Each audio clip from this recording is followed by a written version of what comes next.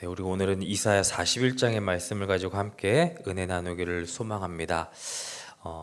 여러분 주전 586년 남유다는 바벨론에 의해서 멸망을 당하게 됩니다. 이스라엘이 멸망한 것은 그들의 죄악 때문이었죠. 하나님께서 선지자들을 계속해서 보내시면서 우상을 버리고 죄를 회개하고 하나님께로 다시 돌아와라 라고 말씀하셨음에도 불구하고 그들은 자신들의 죄악을 버리지 않았습니다.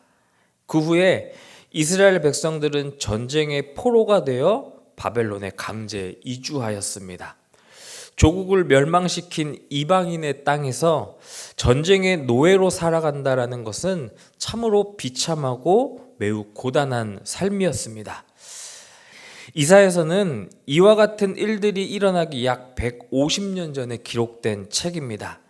아직 일어나지 않은 먼 미래에 바벨론의 포로로 살아가게 될 이스라엘 백성들을 향해서 이사야 선지자가 전한 하나님의 말씀이죠.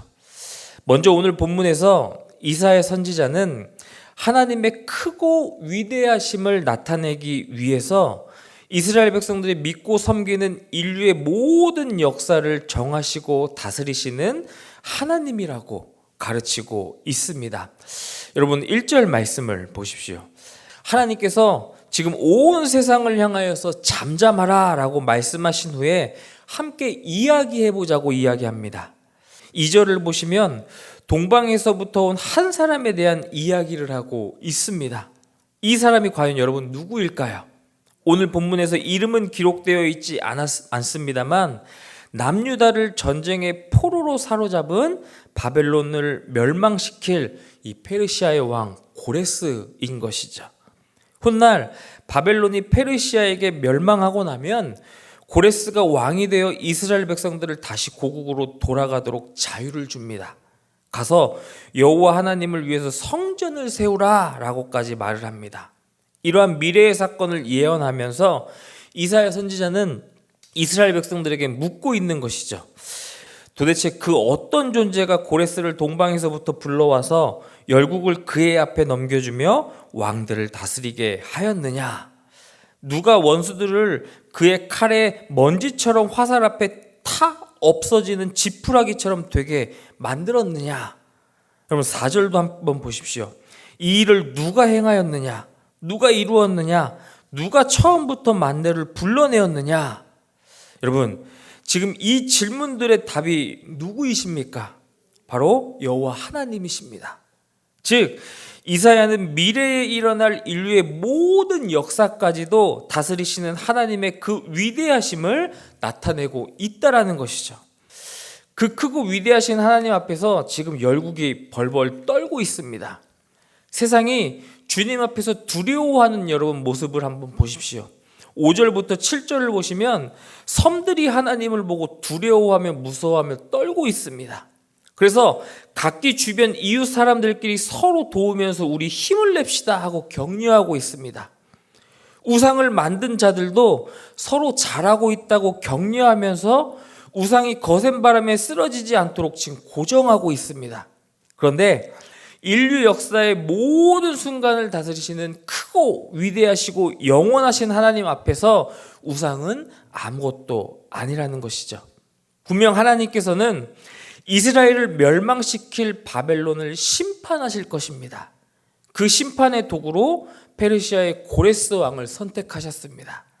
그러니 하나님께서는 이스라엘 백성들에게 그 심판의 때가 올 때 두려워할 필요와 이유가 전혀 없다라고 말씀하셨습니다. 왜냐하면 이 심판은 이스라엘을 그들의 원수의 손에서부터 구원하시기 위해 하나님께서 계획하신 일이시기 때문입니다. 여러분 8절과 9절 말씀입니다. 그러나 나의 종 너 이스라엘아 내가 택한 야곱아 나의 벗 아브라함의 자손아 내가 땅끝에서부터 너를 붙들며 땅 모퉁이에서부터 너를 부르고 내게 이르기를 너는 나의 종이라 내가 너를 택하고 싫어하여 버리지 아니하였다 하였노라. 하나님은 이스라엘을 택하셔서 그들을 친히 주님의 종으로 삼아주셨다라는 겁니다.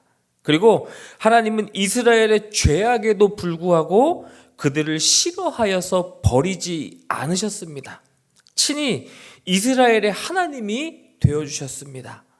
페르시아의 고레스가 바벨론을 멸망시킬 심판의 도구가 되어서 전쟁을 일으키는 그날이 되어도 이스라엘은 두려워할 필요가 없다라고 말씀하고 계신 것입니다. 바로 이러한 문맥에서 그 유명한 이사야 41장 10절의 말씀이 나옵니다. 두려워하지 말라, 내가 너와 함께함이라. 놀라지 말라, 나는 내 하나님이 됨이라. 내가 너를 굳세게 하리라. 참으로 너를 도와주리라. 참으로 나의 의로운 오른손으로 너를 붙들리라. 하나님께서는 이스라엘 백성들에게 그들을 두려워하지 않아도 된다고 말씀하셨습니다. 그 이유는 여호와 하나님께서 그들과 함께하고 계시기 때문입니다. 하나님은 반드시 이스라엘을 도와주고 그들을 붙들어 주겠다라고 말씀하셨습니다.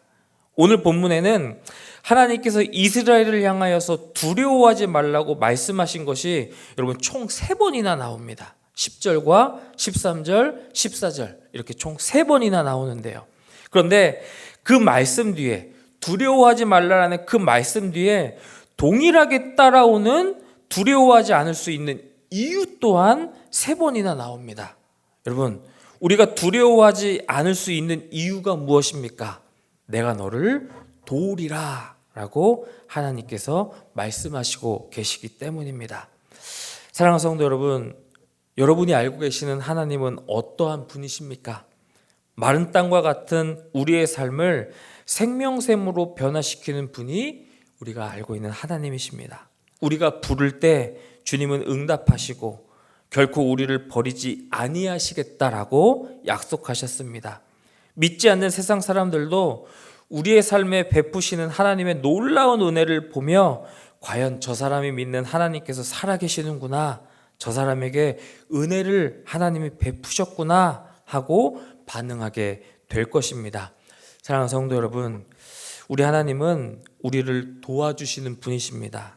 온 인류의 역사를 주관하시고 온 천하 만물을 말씀으로 다스리시는 그 하나님께서 친히 우리를 도와주시겠다라고 약속하셨는데, 여러분, 우리가 무엇을 염려할 필요가 있겠습니까? 우리를 돕겠다고 말씀하신 하나님을 여러분 신뢰하며 나아가십시오. 그로 말미암아 날마다 주님과 함께 기쁨으로, 믿음으로 주님만을 바라보며 살아갈 수 있는 모든 성도님들 되시기를 간절히 소망합니다.